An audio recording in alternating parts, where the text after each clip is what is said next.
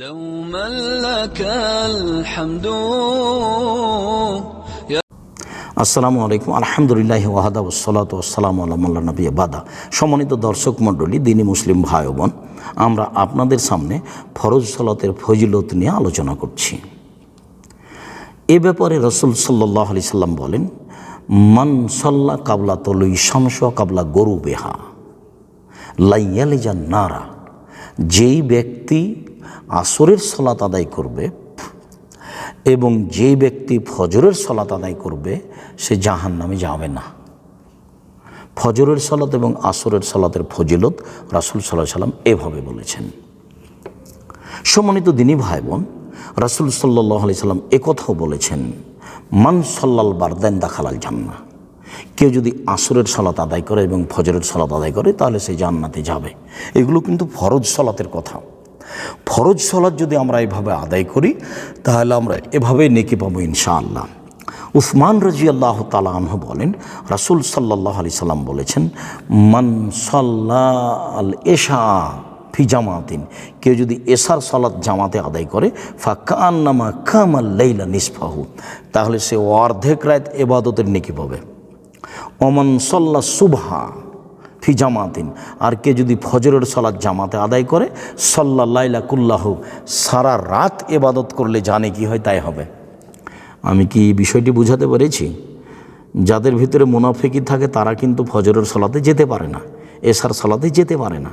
আল্লাহ নবী বলছেন, এই দুই ওয়াক্ত সালাতে যদি মানুষ উপস্থিত থাকে তাহলে সে সারা রাত সালাত আদায় করে যে নেকি পায় সেটাই পাবে। সম্মানিত দ্বীনি ভাই বোন, আবু হুরায়রা রাদিয়াল্লাহু তাআলা আনহু বলেন, রাসূল সাল্লাল্লাহু আলাইহি সাল্লাম বলেছেন, লাউ ইয়ালামুনা মা ফিন নিদাই ওয়াস সাফিল আউয়ালে।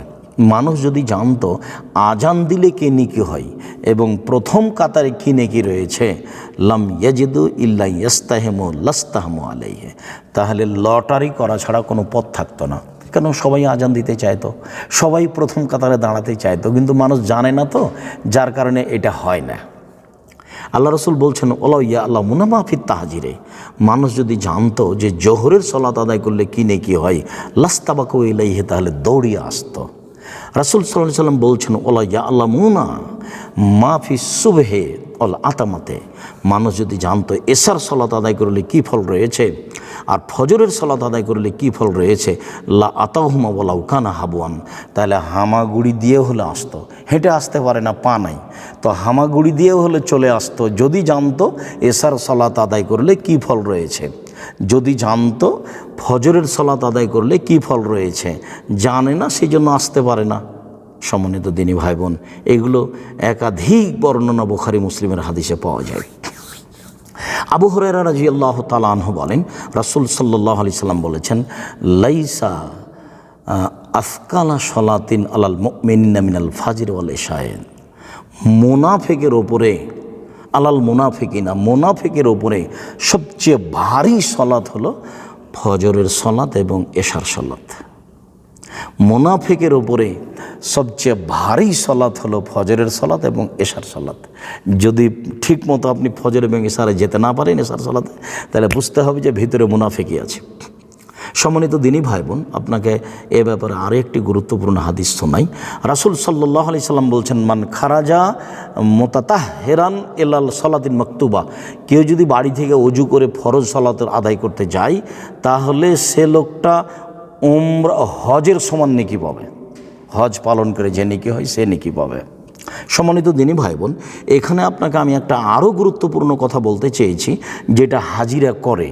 কেন যে হাজিরা এইসব বেদাতে আমল করতে যাচ্ছে, অবাক হতে হয়। আনাস রাদিয়াল্লাহু তাআলা আনহু বলেন, রাসূল সাল্লাল্লাহু আলাইহি ওয়াসাল্লাম বলেছেন, মান সাল্লা আরবাইনা ইয়াওমান ফি জামাতিন ওয়া ইদরিকুত তাকবিরাতাল উলা কুতিবালাহু বারাআতানে বারাআতুম মিনান নারে ওয়া বারাআতুম মিনান নিফাকে। কেউ যদি 40 দিন জামাতে সালাত আদায় করে এবং তাকবীরে তাহারিমা পায়, একবারে প্রথম তাকবীর যেটা ইমামের সেটা পায়, তাহলে তার জন্য 2টি মুক্তি ঘোষণা দেওয়া হবে। একটা, সে মুনাফিক নয়, 2, সে জাহান্নাম থেকে মুক্তি। তো সেইখানে আল্লাহ রাসূল বলেছেন 40 দিন। আর মুআল্লিমের মাধ্যমে হাজিরা জানলো যে 40 ওয়াক্ত 5 8 40, আপনার 8 দিনে তারা 1 সপ্তাহ থাকবে, 5 ওয়াক্ত সালাতে উপস্থিত হবে মদিনায়, বাস তারা মুনাফিকি থেকে বেঁচে যাবে এবং জাহান্নাম থেকে বেঁচে যাবে। এটা একটা আস্ত প্রতারণা। আর সালাত আদায়ের জন্য মদিনায় যেতে হবে? অবাক কথা। আপনি মক্কায় আছেন, জামাতে যেতে পারছেন না, আর মসজিদে যেতে হবে, 8 দিন থাকতে হবে। সে অনুপাতে 8 দিন 10 দিনের সময় করা হয়েছে। ভুল হিসাব, মনে রাখবেন। তা 40 ওয়াক্ত নয়, তা হলো 40 দিন। তা 40 ওয়াক্ত নয়, তা হলো 40 দিন। আল্লাহ রসুল বলেছেন, মান সাল্লা আরবাইনা ইয়াওমান ফি জামাতিন, কেউ যদি 40 দিন একটানা জামাতে সালাত আদায় করে, ওয়া ইউদরিকুত তাকবীরাতুল উলা, এবং প্রথম তাকবীর পায়, তাহলে তার জন্য 2টা মুক্তি ঘোষণা লেখা হবে। এক, মুনাফিক থেকে মুক্তি ঘোষণা লেখা হবে, তুই জাহান্নাম থেকে মুক্তি। সম্মানিত দিনী ভাই বোন, অবশ্যই আমরা অত্র হাদিসটি আমল করার চেষ্টা করব। সারা পৃথিবীর যে কোনো স্থানে, বাড়িতে হোক, মাঠে হোক, ঘাটে হোক, ফরজ সালাতে জামাতে উপস্থিত হওয়ার চেষ্টা করব। তাকবীরে উলাই আমরা এই ফল পাবো ইনশাআল্লাহ। আল্লাহ তুমি আমাদের তৌফিক দান করো। আল্লাহ আমিন। ওয়া সাল্লাল্লাহু আলাইহি ওয়া সাল্লাম। আসসালামু আলাইকুম।